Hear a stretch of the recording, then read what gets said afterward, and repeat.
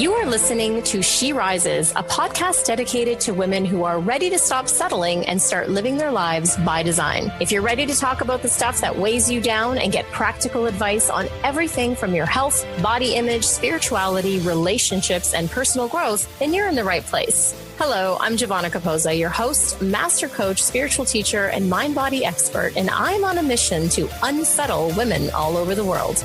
Are you ready to rise?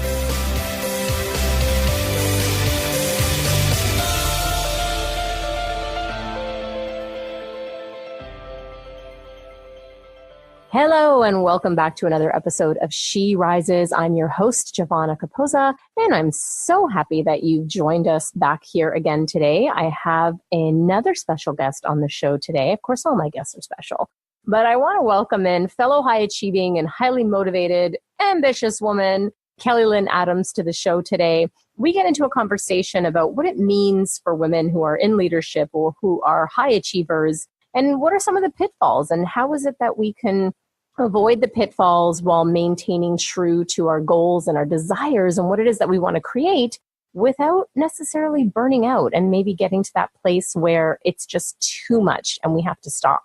So we have a great conversation around that. But first, let me tell you a little bit about Kelly. As a certified business and leadership coach, author, motivational speaker, and founder of the After 5 Club, Kelly Lynn has helped thousands of high-achieving women, especially corporate women with side hustles, redefine success through shifting their mindsets, stepping into their divine power and confidence, and of course, supersizing their self-love. Kelly Lynn has also spent over 10 years in corporate finance for some of the top fashion and retail brands in the world. She's on a mission to help one woman and one business at a time realize that they can be, do, and have everything that they desire. On her path to leave a legacy for the next generation to come, she teaches women on how to do the same.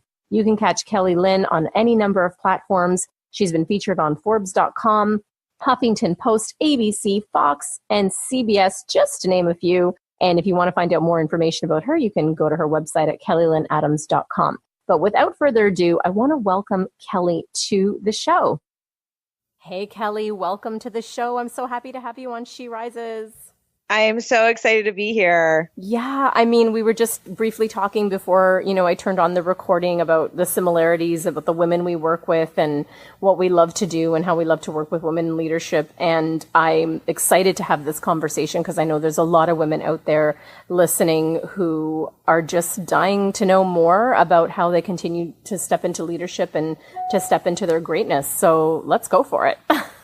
Yes, I'm so excited. Yeah. So tell us, I sometimes like to start the show with someone's, She Rises moment. And what I describe that to be is a rising moment is any time, and, we've had multiple as women, as in our lifetime, a moment where, maybe you had to reinvent, maybe, I know you went from corporate into being an entrepreneur, and maybe it's that moment, but share with us and the listeners, if you will, what was your moment that you can identify where you just had to step up, reinvent, or take it to another level? Yeah. Oh my gosh. There's, like you said, there's so many moments. I mean, I guess I'll pick the most traumatizing on my body, I guess, because it really kind of slapped me in the face, for better use of words. But so I was in the luxury fashion industry. I had a really high position in a very well-known corporation in New York City. Everyone knows the fashion brand. And I worked basically right underneath the CEO. I climbed the corporate ladder. I had a really, high job, strategy, finance, a little bit of HR, and I was just working around the clock, but I loved it. I mean, my boss, she was a mentor of mine. She was amazing still to this day. I highly respect her. I loved basically every single thing about my career, about my corporate career, because I basically climbed the corporate ladder and I was very proud of myself. And it was really every girl's dream to have this job. But I remember one month I literally worked 80 hours each week, and I was working, commuting, sleeping, building my business on the side. And that was pretty much it. I wasn't having any fun, and it was just work, work, work, and survival mode. And it was only for a month because it was a really busy time. And not even honestly halfway through the month, I just got really, really sick and my body just completely shut down. I basically wound up in the hospital and they said, there's really nothing crazy wrong. You're just burnt out. It's just from overexhaustion. So basically at that moment, it was kind of like a wake up call for me. And, I teach self-love and I teach like how to balance, the side hustle with the corporate job. And at that point, I was just so embarrassed, like, of how did I get here? And I was just like, oh my God, this is so embarrassing. But I'm like, you know what? Like, I thought about it and it honestly took me 3 weeks to a month to recover. Like I was literally sleeping all the time. I did not check email. It was horrible. It was because that's what I needed. I needed to really recuperate. So anyway, I was like, how could this happen to me? And, I just really got quiet, and I'm a type of person where if something happens to you, it's not happening to you, it's happening for you. So I'm always asking the question, okay, and maybe not in the right exact moment I was asking this question, but when I was really just looking at it from an outsider's point of view, it's like, well, what is the opportunity here and what's the lesson? And, what I found and what I came to realize was like, wow, the universe was giving me this and I had to go through this because the universe wants me to teach this to other people, and maybe help them if they're in the same predicament. And I really wanted to become a master at that. And that's what the universe was giving me that lesson for, is to really become a master at how do you juggle it all? Even if you're not in a corporate, job. I mean, women today, we have so much going on, whether you're a mom, I mean, that's a full-time job, whether you have a full-time, business, but you're then starting, another business or two on the side. I mean, it can go so much and it's so noisy and it's so, we're just working at such a faster pace today. And I think as women, we definitely have made strides, and leaps and bounds to where our mothers or even grandmothers were. But I think, we do have to take a step back. And this year, I'm really focusing with my coach and my community on really how to really slow down in order to speed up. But that was really a pivotal moment, just landing in the hospital and realizing like, what the heck, why did this happen to me? Absolutely. I'm listening to your story and I always think back to this. I forget what episode it was. It was one of the episodes of Oprah where she's, talking to someone and she says like, first the universe, whispers, and then you might get a little flick, and then you get the brick in the head. And what I heard you say, which, sometimes we think like, oh, burnout happens when you're just like, you're obligated and you're doing the stuff you have to do and like you're doing the grind. But what I heard you say is actually you were loving what you were doing. And so it's like, that's the other end of the paradigm, another end of the spectrum is you can still be loving what you're doing and get yourself into a place where you just crash. Absolutely. And I think that even is more prevalent for people that love what they do, because there's a lot of people that don't love what they do, right? A lot of my clients are in jobs that they absolutely hate. And they're just like, I just need to do my passion. But then there's a lot of people that love what they do, whether they're in corporate America or they're in their, entrepreneurial job or business. And it's kind of like you love, because when you love what you do, it's like you can do it forever, right? Time just doesn't, time just stops. You're on the flow. Yeah, exactly. So it's like, well, how do you manage that? Like, how do you really, take time for yourself, stop at a point where it's healthy because it's really ingrained in you. Yeah. And there's a tiny little, and I don't know if you agree with this or not, but there's a tiny little distinction in there also because, when you are in a flow state, when you're doing something you love and hours can go by and you don't even notice, when you're in a flow state, like vibrationally speaking, that's a high vibration and all's great. And then there's that little hiccup where it's like, well, that's great. I'm in a flow state, but then there's something else that kicks in there, I think. And this is what I'm hearing with your story. I've heard it with mine and so many other women's stories where we go from that flow state to like the ignore state. So now we're like not even like we've surpassed the flow state. Now we're just ignoring and we're in a place where we're not listening and we're not embodied. We're not being in our body. And so the body just says, all right, you're going to be in it now. So whatever, you break your leg, you have a burnout, something happens to get you back in. Absolutely. And, another blessing I'll share with you, I have a couple of autoimmune, diseases, right? So, and they're blessings to me because it's like, oh my gosh, like when I'm tired or, when I know I'm kind of past that limit, when I'm in the flow state, my body, I mean, these diseases are really like a red flag to be like, Kelly, like, hello, listen, like you're at your stopping point. So, So, anyone with a chronic illness or autoimmune or anything like that, or even body, like being in tune with your body, you don't have to have a disease, but your body will definitely let you know when something's like, okay, you're pushing too hard, or you're working too much, or you're tired. And listen, we go in ebbs and flows of the seasons of the year, right? I mean, in winter, maybe we're a little bit more tired, right? There's not as much sunshine. So listening to that and being cognizant of just even the seasonal changes too, and how your body, responds is also really important. Yeah, absolutely. And just, I want to underscore this for people listening too. Like, there's a definite difference between being in a flow state and then sort of ignoring what your needs are. Because when you're in a flow state, I mean, vibrationally speaking, you can forget that you even have a sore leg or a sore anything, because you're at that state where your consciousness is at that level. That your body is not coming into play in so much as you're not focused on your ailments or things that are wrong. And then the ignoring piece is when we're just not listening to the cues that are coming up, because, we might think we're in flow state at that point, but we're really just kind of ignoring. So it's such a fine line.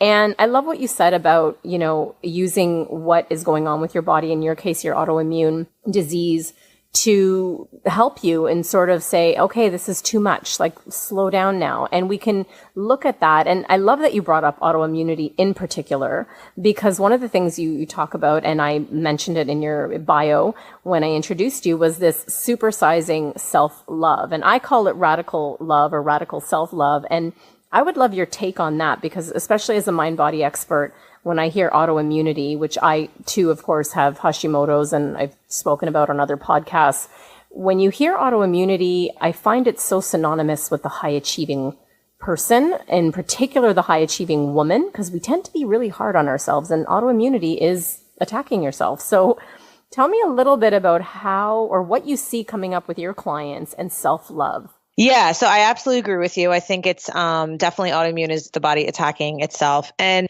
I think with my clients, it really depends. And it's funny because a lot of them live, I mean, they're all over, they're international and whatnot. A lot of them live in like near or around major cities, or even if they're in the Midwest, they're near a major city. But I'm finding wherever they are, even if they're in Europe or Croatia or Japan, it doesn't really matter, because at the end of the day, it's like you could even be in Sedona, Arizona, right? The best like vortexy place you can be. I'm headed there in a few days. Oh my God, it's amazing. I went there last year. It's life-changing, by the way. It doesn't matter where they are. They all have the same kind of like stress level, and not even, and it's from external circumstances, but it really starts internally, because we're putting our pressure on ourselves, and because as women, it's like, we feel like we have to be and do it all, like all at once, or we have to like prove something to ourselves, or we have to, as high achievers, we're setting the bar so high, right? We want this business or this relationship or this body image of us. We want it to be a certain way that we envision it as entrepreneurs and business owners, even high achieving women and professionals. We have a certain standard for ourselves, and which is perfect, right? Because we're taught, as little girls and children, to dream big and have these great visions. And that's great. And I'm not knocking that. And we should set our standards high. But at the same time, we don't want to be attacking ourselves or being like, oh my gosh, the comparison trap sometimes we fall into. I mean, listen, we're all human. I fall into like a lot of these traps as well. But I think it's, just being at peace with like where you are, because there's always going to be where you want to be, and there's always going to be where you are right now, and there's always going to be that gap, right? Of like, okay, that middle ground of like, how am I going to get there? So knowing that, like, and we've heard it before, there's no destination, right? There's no, like, it's a journey, because when you hit that destination that you set for yourself, you're always going to want to go to another destination. So it's like, it's always a moving target. So I think if it were really, and I'm learning this just as I get older, to really be at peace and grateful for exactly what I have right now, and looking at all my accomplishments. Like, look at all of your accomplishments, all of like the struggles and everything you've come through, and really hard times that you didn't think you were going to, get out of, and all of the successes we have. Because I don't think as entrepreneurs and professional women and high achieving women, we don't celebrate enough all of the achievements that we have done, we're like, oh, okay. Cause I know with myself, like, I launched, we were talking about this before we got on air. I launched a podcast in like literally 3 months. I did 26 episodes with a website, all that. And I'm like, okay, next, like, I didn't even stop to celebrate. And that's like, huge. Like, God, yeah. What is wrong with me? Right. So it's just like, the choir. Yeah, it's like, I think we get into these things where it's like these patterns of, okay, we achieved something, but what's next? We're so focused on the vision that we don't just take a breath and take a moment or take like a day or a week to really celebrate how far we've come. Absolutely. Oh my God. I'm just going to quote this and listen back to it. I'm writing my book right now. It comes out in November of this year, and it's called Unsettled.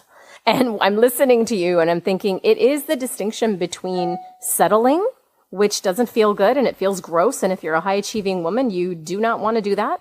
So it's the distinction between like settling or being unsettled, which means you actually really don't have that sense of, which, you know what? Let's use the word again, settled. Like we make the word settled ugly, or it can be really great. And if we're constantly, like you said, not acknowledging where we came from, not stopping to celebrate ourselves and looking for the next thing, that is a whole different striving energy, and it's exhausting. And it's the number one reason I think we get sick and we get immune deficiencies, just from what I've seen when I was in my clinical practice and, until now, coaching and working with people. So I love that you brought that up, because, you can still want more for yourself, but not at the expense of your mind and your self-esteem and, comparing yourself to others and trying to reach some carrot at the end of the stick. I love that. Yeah. And I think I think so. What's important with the whole settling, I mean, it's not a bad word. And I think, it's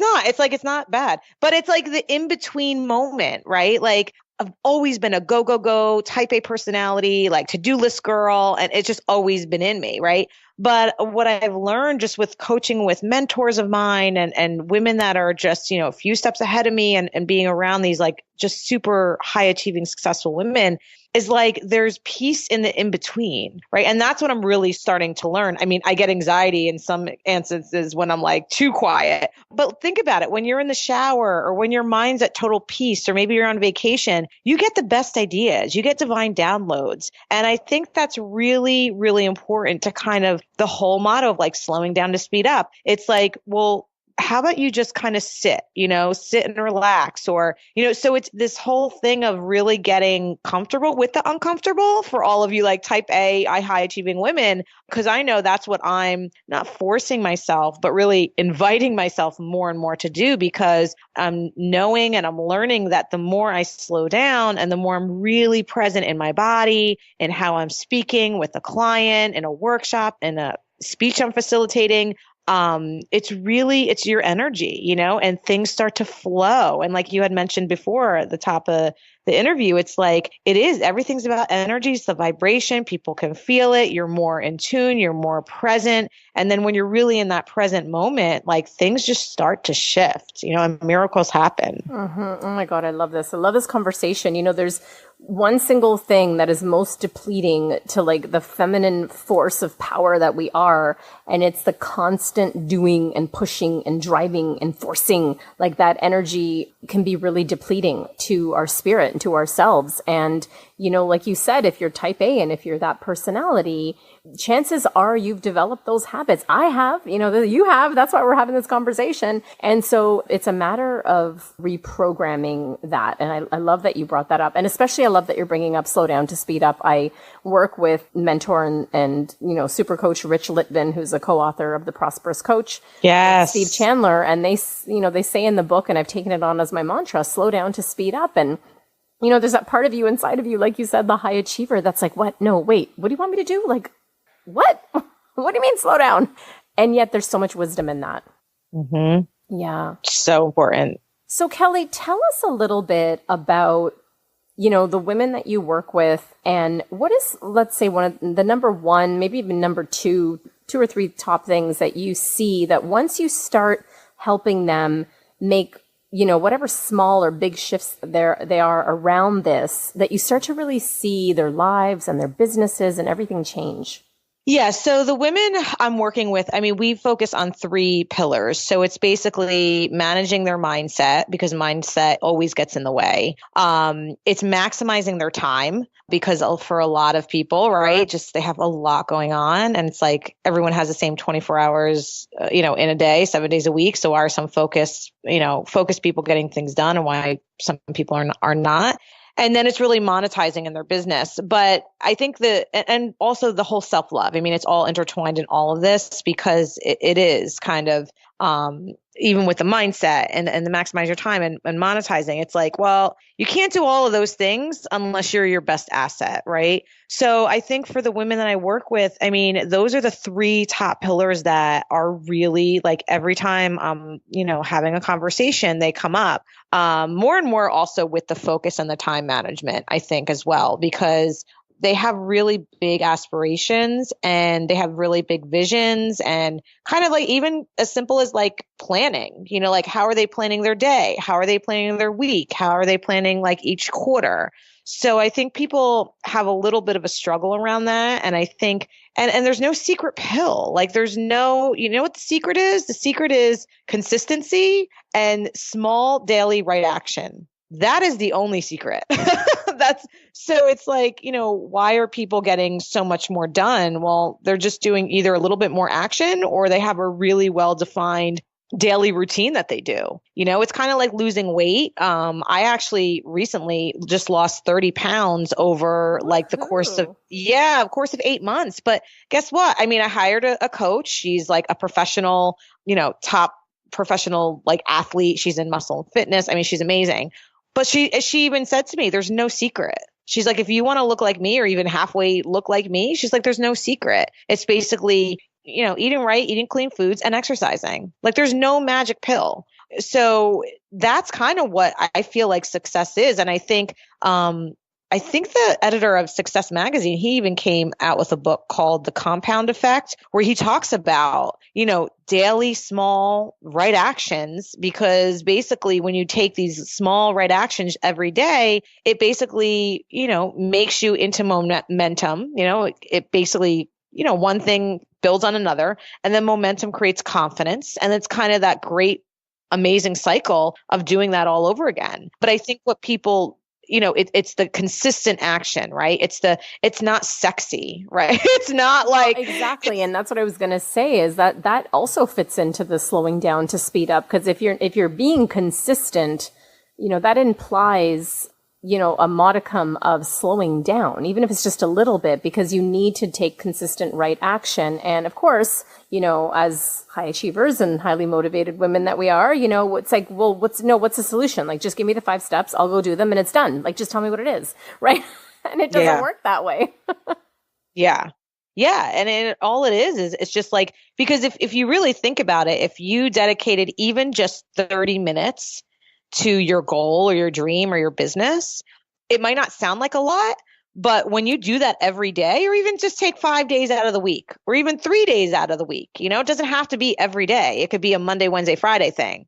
You'll see. And if you're really consistent with it, over 90 days, over 2 quarters, and that's the whole thing too. I mean, think about exercise again. I compare it to exercise because it's so tangible. You can see it, when you work with a personal trainer, they kind of want you to work with them with at least 90 days because you're not really going to see tangible results until after that 90 days is over. Same thing with a goal or, something that you're working towards, at least you have to be consistent for 90 days. But if you want to start smaller, like, start with consistency for a month, or a week. It's all about breaking it down and into simple steps. And I think people just miss that consistency part of it. And, and that was me. I mean, that was me. I would be on this, like, I'd be consistent for like 3 months and then I'd stop for 2 months and then I have to get back. It takes more work to like build that consistency up again when you stop. So that was me. I was on this vicious cycle of like starting and stopping and starting and stopping and it was just not working for me.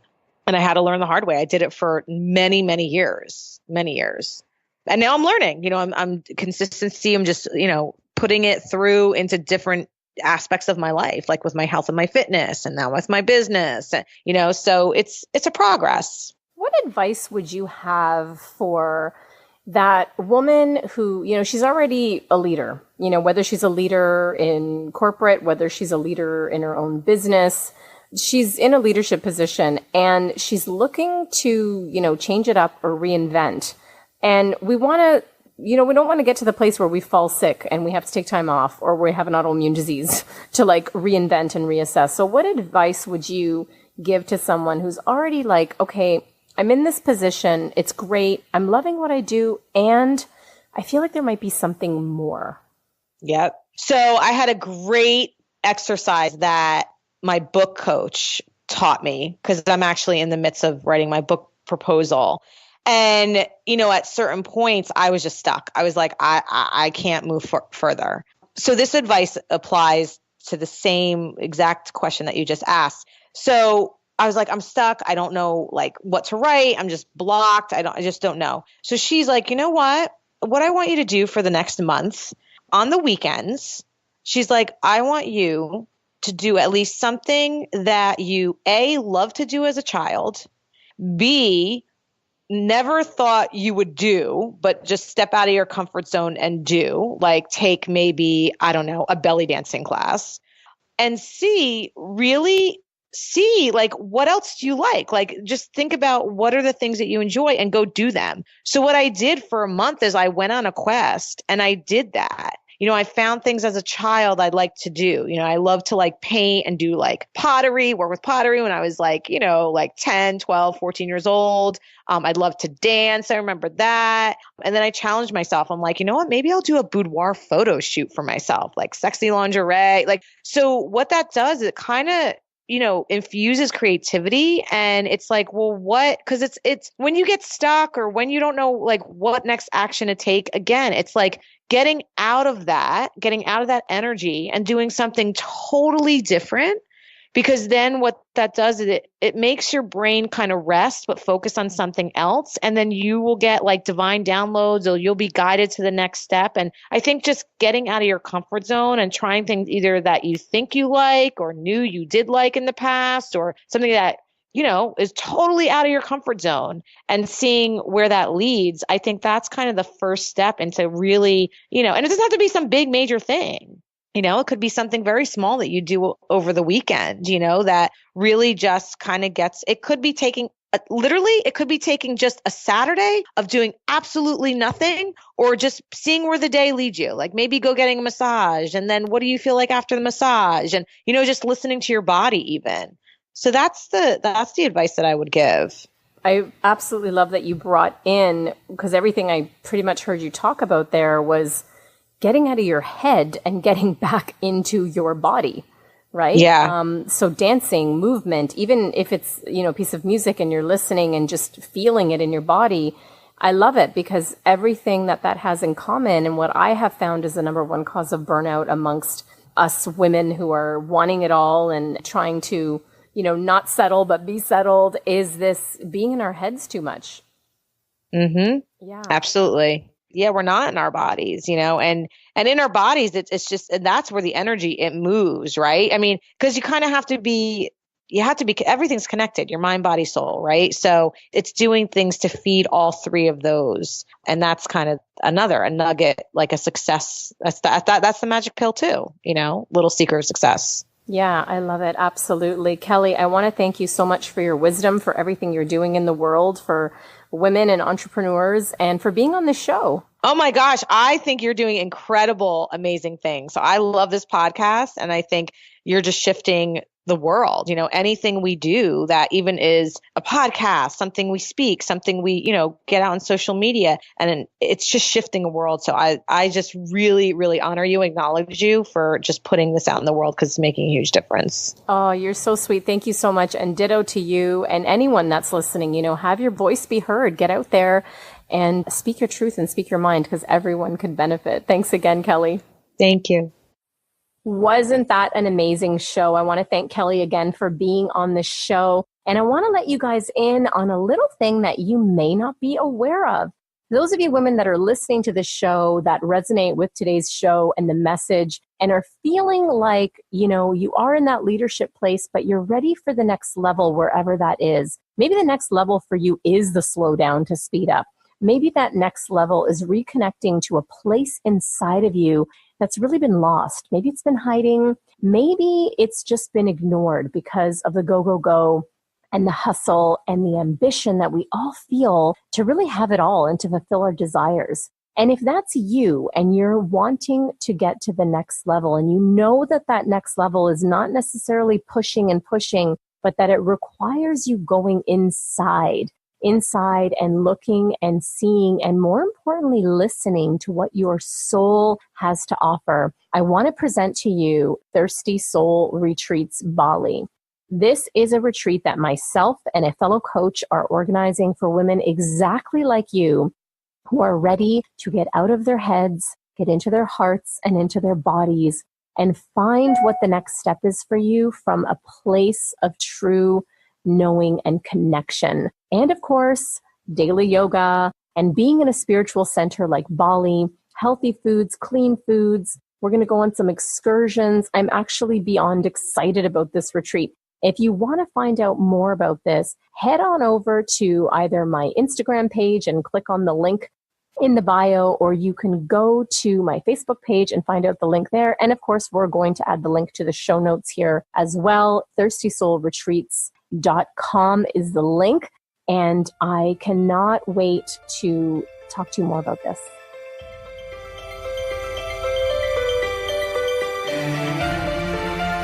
Thank you so much for tuning in, and keep rising, everyone.